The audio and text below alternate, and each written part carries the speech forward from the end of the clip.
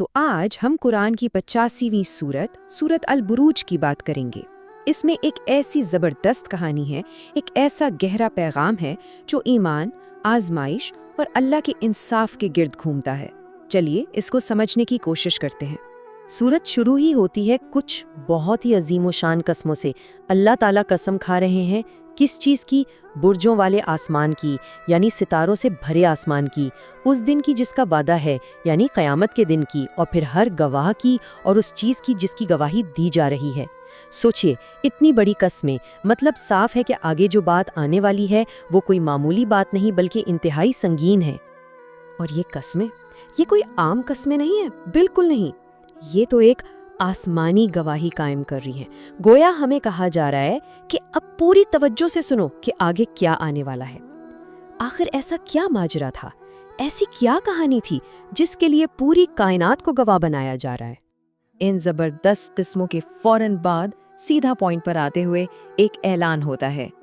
ہلاک کر دیے گئے خندق والے، یعنی ان پر لعنت بھیجی گئی، اور یہاں سے اس کہانی کے ظالم کرداروں کا تعارف ہوتا ہے جن کا جرم، جیسا کہ ہم دیکھیں گے، بہت ہی بڑا تھا۔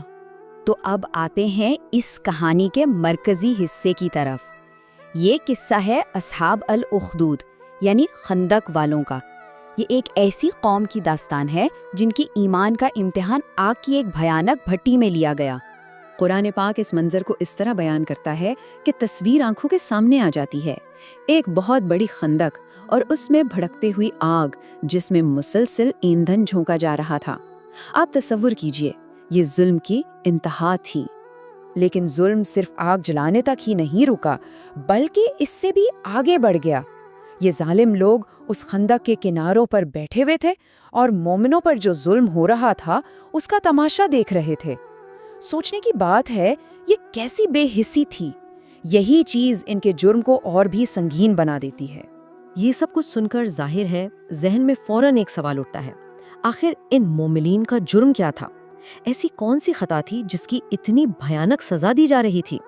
اور اس کا جواب حیران کن حد تک سادہ ہے۔ ان کا جرم صرف اور صرف ایک تھا کہ وہ اللہ پر ایمان لے آئے تھے، وہ اللہ جو غالب ہے، جو ہر تعریف کے لائق ہے۔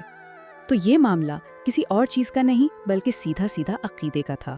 اب اس ظلم کے بعد سوال پیدا ہوتا ہے انصاف کا۔ تو سورت آگے بڑھتی ہے اور ہمیں بتاتی ہے کہ حتمی فیصلہ تو اللہ کا ہی ہے، اور اللہ تعالیٰ دو بالکل مختلف انجام کا اعلان فرماتے ہیں۔ یہاں پر انصاف کا ترازو بالکل واضح کر دیا گیا ہے۔ دیکھیے، ایک طرف ہیں وہ ظالم جن کے لیے جہنم کا عذاب ہے، جلانے والی آگ کا عذاب، اور پھر دوسری طرف ہیں مومنین جن کے لیے باغات کا وعدہ ہے، جن کے نیچے نہریں بہتی ہیں، اور فرمایا گیا کہ یہی بڑی کامیابی ہے۔ لیکن سوال یہ ہے کہ اس انصاف کو یقینی کون بنائے گا؟ اس کی گارنٹی کہاں سے ملتی ہے؟ تو اس کی ضمانت خود اللہ کی صفات میں ہے، وہ جو بخشنے والا بھی ہے اور بہت محبت کرنے والا بھی۔ اور یہ صفات ہمیں بتاتی ہیں کہ اللہ تعالیٰ کی ذات کیسی ہے۔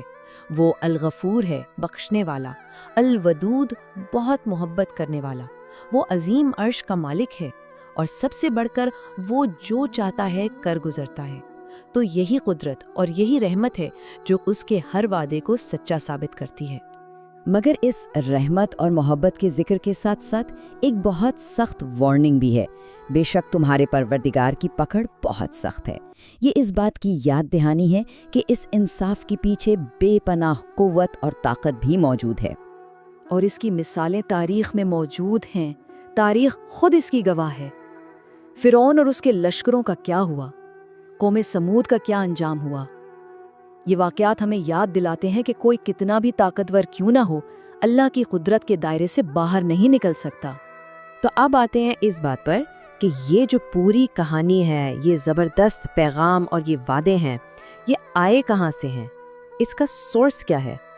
سورت اپنے اختتام پر اپنے ماخذ کی تصدیق کرتی ہے، جو اس کے پیغام کو ایک فائنل اتھارٹی، ایک حتمی سند دیتی ہے۔